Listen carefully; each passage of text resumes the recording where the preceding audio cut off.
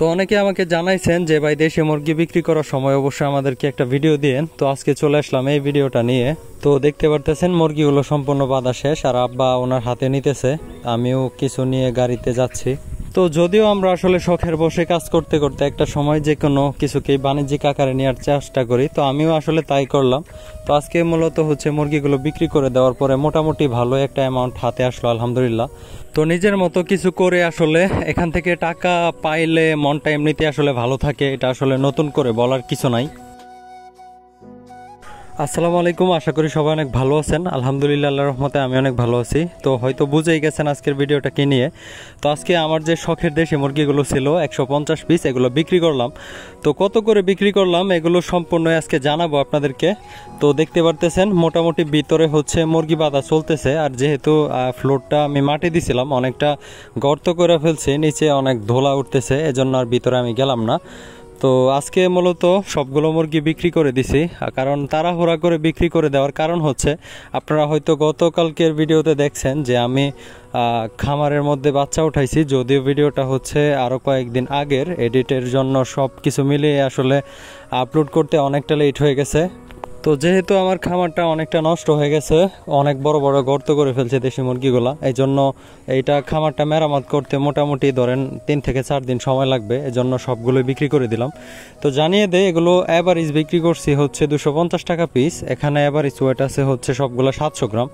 তো 3 মাস আমি পালন করতে পারি নাই, 3 মাস পালন করতে পারলে হয়তো মোটামুটি ধরেন 900 গ্রামের মতো হয়ে যেত। তো এখন মূলত হচ্ছে দেশি মুরগির অনেকটা দাম কম, এই জন্য মূলত একটু কম দামে বিক্রি করছি। কারণ আমি যে পাইকারে মুরগি দেই ওনারে আমি বলছি, পরে উনি আসছে, আসার পরে মূলত দরদাম করে কিনে নিয়ে গেছে। উনি গতকালকে রাত্রে আসছিল, এই জন্য পরে আর ওইভাবে ভিডিও করে রাখি নাই। আজকে হচ্ছে এগুলো ওনার দোকানে পৌঁছে দেওয়া লাগবো। তো ভিতরের অবস্থাটা হচ্ছে এরকম। তো যে মোরগটা দেখতে পারতেছেন এটা হচ্ছে এখানে সবচাইতে বড় মোরগ, আর এটা হচ্ছে সোনালী মোরগ বেসিক্যালি। আর একটা এখানে আর ছোট কয়েকটা রয়ে গেছে, আগে ওইগুলো গাড়িতে ভরে তারপরে এগুলো আবার সবগুলো ধরতে হবে।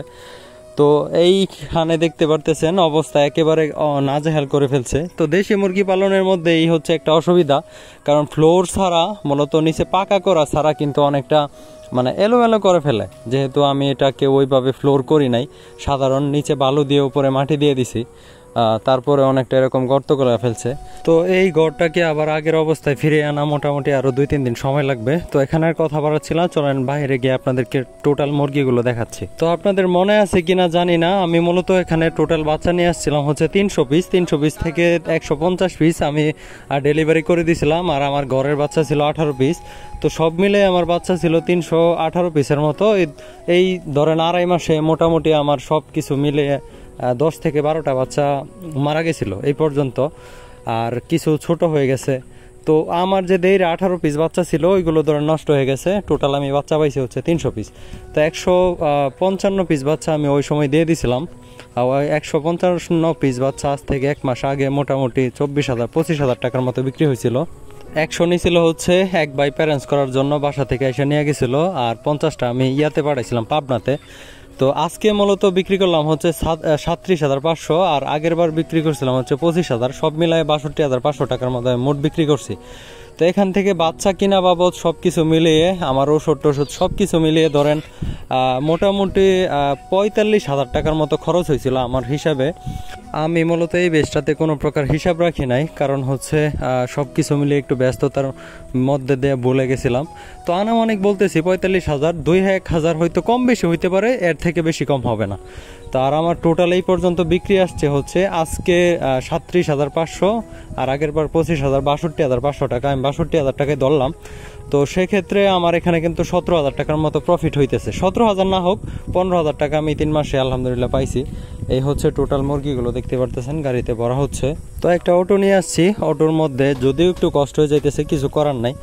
তো আমি মূলত হচ্ছে মুরগিগুলো আরও বেশি দামে বিক্রি করতে পারতাম, কারণ হচ্ছে এখন আন্দোলন চলতেছে, আপনারা জানেন, সব কিছু মিলে সব কিছুর দামই অনেক কম, এই জন্য একটু কমে বিক্রি করে দিছি। আর আমি আসলে যাচাই বাছাই ওইভাবে করি নাই, এই জন্য একটু আরও কম হয়েছে, নইলে আর কিছু বেশি বিক্রি করতে পারতাম। তো যাই হোক, আজকের ভিডিওটা দেওয়ার উদ্দেশ্য হচ্ছে অনেকেই দেখতে চাইছেন, আর দেখেন এই ঘরের হচ্ছে এই অবস্থা। মানে টোটালি অবস্থা একেবারে খারাপ। তো অনেকেই দেখতে চাইছেন বিদায় দেখাইলাম। আর হচ্ছে বিক্রি করতে পারলে মনটা অনেক ভালো থাকে, কারণ হাতে কিছু টাকা হয়। আপনারা হয়তো জানেন, যেহেতু আমরা শখের বসে যদি এখান থেকে ভালো কিছু বের করে আনতে পারি তাহলে আসলে এটা ভালো লাগবে, এটাই স্বাভাবিক। তো আজকের ভিডিওটা এখানে শেষ করছি। ভিডিওটা কেমন লাগছে অবশ্যই আপনারা কমেন্ট করে জানাবেন। ভালো থাকবেন সবাই। আসসালামু আলাইকুম, আল্লাহ হাফেজ।